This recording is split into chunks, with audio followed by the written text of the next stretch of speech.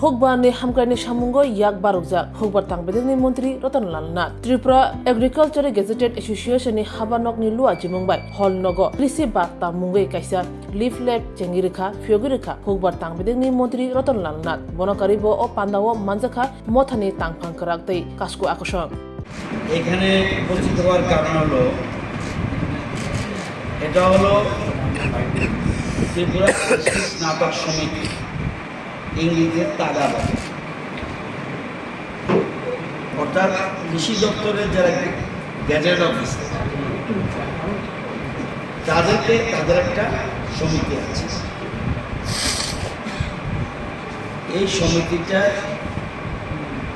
সমিতি অফিসে আমি আসি।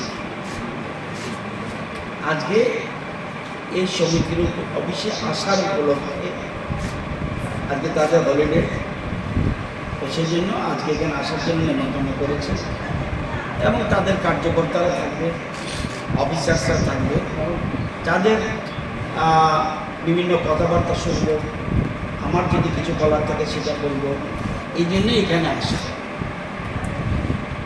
কৃষিতে আমাদের রাজ্যে টোটাল 58টা ব্লক, আজকের তারিখে 30টা ব্লকে আমরা খাদ্যের স্বয়ম্বর, খাদ্য শস্য স্বয়ম্বর 30টা ব্লকে, 28টা ব্লকে আমরা পিছিয়ে আছি। বিশেষ করে পশ্চিম ত্রিপুরা, উত্তর ত্রিপুরা, ঊনকোটি, এই জায়গাগুলিতে আমরা একটু বেশি পিছিয়ে আছি এবং খুব ভালো অবস্থা রয়েছে দক্ষিণ ত্রিপুরা, গোমতী জেলা, আমাদের সিপাহীজলা, এই তিনটা আমরা জেলা হিসেবে যদি ধরি এটা খাদ্যে স্বয়ম্বর। খোয়াইতেও খুব ভালো অবস্থায় রয়েছে। খোয়াইতে শুধুমাত্র তেলিয়ামুড়া এবং একটা ব্লক, এই দুটা ব্লক ছাড়া পদ্মবী খাদ্য স্বয়ম্বর, খোয়াই খাদ্য স্বয়ম্বর, তুলাশিকরের মতো জায়গা খাদ্য স্বয়ম্বর, কল্যাণপুর খাদ্য স্বয়ম্বর, তেলিয়ামুড়া এবং আরেকটা জায়গা মুঞ্জাকানি, এই দুইটা ব্লক আমরা পিছিয়ে আছি। এবং যখন আমরা ধলাই দেখব, ধলাইতেও আমরা খুব কম্পিটিশনে রয়েছি জেলায়, কয়েকটা ব্লক ছাড়া বাকিগুলি আমরা স্বয়ম্বর। এই যে স্বয়ম্বর হওয়ার পিছনে আমাদের অন্নদাতা কৃষকদের যেমন ভূমিকা রয়েছে, দপ্তরের অফিসার এবং কার্যকর্তা যারা, তাদের বিরাট ভূমিকা রয়েছে। তাদেরকে বাদ দিয়ে কৃষিতে স্বয়ম্বর হওয়া শুধু কৃষকরা একা পারবে না, কৃষকদের দিয়ে কিভাবে বিজ্ঞান ভিত্তিক চাষ, এই আজকে একটা কৃষি বার্তা ওপেনিং করেছে। তো এই কৃষি বার্তার মধ্যে আপনারা দেখবেন যে বইটা নিয়ে যান। যেমন এতদিন জানতেন যে আমরা পাইনঅ্যাপল সিজনাল ফ্রুটস, এটা ঠিক না। আমরা এখন পাইনঅ্যাপল 12 মাস চাষ করছি, আজকের থেকে আবার ওনারা শুরু করেছে। তো এখানে কিছু সাফল্যের কথা বলেছেন পাইনঅ্যাপল স্ট্যাগারিং সিস্টেমে। আমরা এতদিন জানতাম ডম্বুরে শুধুমাত্র নারকেলগঞ্জে যায়, নারকেলগঞ্জে যাওয়ার সময় একটা জায়গা আছে নারকেলগঞ্জ আমবাগান, এখানে দেখবেন একজন উচ্চশিক্ষিত যুবক যার নাম স্পাটিং চাকমা, সে 14 ধরনের আম সেখানে চাষ করছে এবং বার্মিজ আম, কাটিমন আম, মিয়াজাকি, গৌরমতি, বানানা আম, অস্টিন, চিয়াংমাই, ব্ল্যাকস্টোন, আম্রপালি, এই ধরনের চাষ।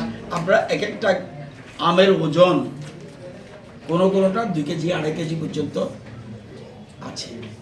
তো এখানে কৃষি কীভাবে উঠছে এবং ফুল চাষে কীভাবে স্বাবলম্বী হওয়া যায় আমাদের কৃষকরা দেখাচ্ছে। যদিও এখনও 55% ফুল এখনও বাইরে থেকে আসে, আগে আসতো 80% ফুল বাইরে থেকে, এখন আমাদের কৃষকরা ধীরে ধীরে ফুল চাষেও স্বয়ম্বর হওয়ার চেষ্টা করছে এবং অসময়ে সবজি কীভাবে করতে হয় এরা জানে। এখানে এটিএম বিটিএম কথা বলছে, অফিসাররা তো জানেই, তারাও জানে। তো এখানে এসে তাদের কী সুবিধা অসুবিধা, যেমন আমাদের দেখবেন আপেল কুল, এটা একটা এই রাজ্যে খুবই ভালো হচ্ছে। তো কৃষিতে আমরা বিভিন্ন ক্ষেত্রে আমরা সফলতা লাভ করছি এবং এটার পেছনে এই সংগঠনের বিরাট একটা ভূমিকা রয়েছে। এবং আমরা দেখলেন কিছুদিন আগে 24 তারিখ, আজকে কত, একদিন আগে প্রধানমন্ত্রী আবার ত্রিপুরাতে 50 কোটির উপরে টাকা পাঠিয়ে দিয়েছে ডাইরেক্ট কৃষকদের হাতে।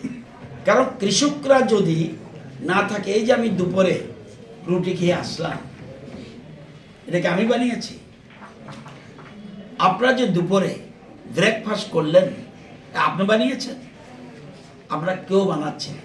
তাহলে কৃষকদের আমরা অন্নদাতা ভগবান বলি এবং তাদেরকে বাঁচিয়ে রাখার জন্য তাদের হাতে আরও অধিক আয় যেন তাদের হয়, এই জন্য দেশের সরকার এবং রাজ্য সরকার আপ্রাণ চেষ্টা করছে। তো যারা এই ধরনের সহযোগিতা করছে তাদের পাশে আমাদের সরকার রয়েছে। এবং আপনাদের এরা শুধুমাত্র ডেভেলপমেন্টের কাজে থাকছে না, তারা ত্রাণ সামগ্রী পর্যন্ত বিতরণ করেছে। এখানে একটা কথা সুন্দর, আমার মনে হচ্ছে আমি প্রথম যেদিন মন্ত্রী হিসাবে শপথ নিয়েছিলাম, আমি বলেছিলাম সকলের তরে সকলে আমরা, প্রত্যেকে আমরা পরের তরে, কাউকে আপনাদের বাদ দিয়েও চলবে না, কাউকে বাদ দিয়ে। এই যে আমি এখানে এসছি, বাড়ি থেকে বেরোয় যে এসছি, যে রাস্তাটা আমি বানাইনি, রাস্তাটা কেউ বানিয়েছে, শ্রমজীবী মানুষ বানিয়েছে। সেই রাস্তার উপর দিয়ে আমি গাড়ি এসেছে, আমার গাড়িটাও আমি বানাইনি, গাড়িটা চালিয়েছে ড্রাইভার। তো প্রত্যেকটা ক্ষেত্রে আমরা যদি মনে করি এই মুকেশ আম্বানির মতো ধনী ব্যক্তিও অন্যের উপর নির্ভরশীল হতে হয়। কারণ সকলের তরে সকলে আমরা, প্রত্যেকে আমরা পরের তরে। এই জিনিসটা যদি আমরা ভালো করে মনে রাখতে পারি, তাহলে জীবনে আমাদের কোনো দুঃখ থাকবে না। আমরা অহংভাবে চলে যাই। আপনাদের একটু আগে রজত শর্মা, বিখ্যাত সাংবাদিক, একটু আগে একটা ইন্টারভিউতে বলছিল যে সবচেয়ে খারাপ জিনিসটা কি, বলছে সবচেয়ে নেশার থেকেও খারাপ জিনিস হলো অহংকার। যদি রাত্রে আপনি নেশা খেয়ে নেশা করলেন, পরের দিন কিন্তু নেশা চলে যাবে, অহংকার কিন্তু যাবে না। এই যে বসে আছে, আমি যদি মনে করি আরে এরা কি, এরা তো অফিসার, এরা আমার থেকে কি বেশি জানে, মন্ত্রী হয়েছে বলে আমার 4-5টা আলাদা হাত গজায়নি, এই অহংভাব আমরা ছাড়তে পারলে আমরা তাহলে এক ভারত শ্রেষ্ঠ ভারত হতে আমাদের বেশি সময় লাগবে না। আমাদের রাজ্য সরকার, আমাদের রাজ্যের মুখ্যমন্ত্রী, আমাদের দেশের প্রধানমন্ত্রী, আমাদের মন্ত্রিসভার সদস্যরা, আমরা চাই সকলে মিলে এক ত্রিপুরা, শ্রেষ্ঠ ত্রিপুরা বানানোর জন্য।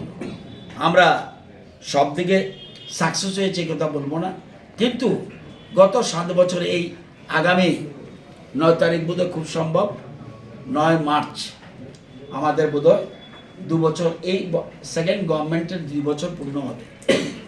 এই 7 বছরে 5 আর 2 7 বছরে ত্রিপুরা রাজ্যের যে ডেভেলপমেন্ট হয়েছে, আমার 55 বছর রাজনৈতিক জীবনে এত উন্নয়ন আমি দেখিনি। কে দেখেছে আমি জানি না, যদি কেউ দেখে থাকে আমাকে তথ্য দিয়ে বলতে হবে, কিন্তু এত উন্নয়ন দেখিনি। তো কর্মচারীদের একটা বিরাট ভূমিকা রয়েছে এবং উন্নয়নের মূল চাবিকাঠি হলো সরকারি কর্মচারী বেঁচে রেখে আমাদের মন্ত্রিসভার যে সিদ্ধান্তগুলি, এই যে কার্যকর করতে হলে দরকার কর্মচারীদের সহযোগিতা। সেজন্য সরকারি অফিসার্স, কর্মচারী, সে গ্রুপ 3 থেকে আরম্ভ করে টপ লেভেল পর্যন্ত সকলের সহযোগিতা নিয়ে আমাদের চলতে হবে। তো এই জন্যেই আজকে ওনাদের অফিসে আসার জন্য বলেছে, এই জন্য আজকে আসলাম। আপনারাও সহযোগিতা করবেন যাতে আমরা রাজ্যকে এগিয়ে নিয়ে যাই।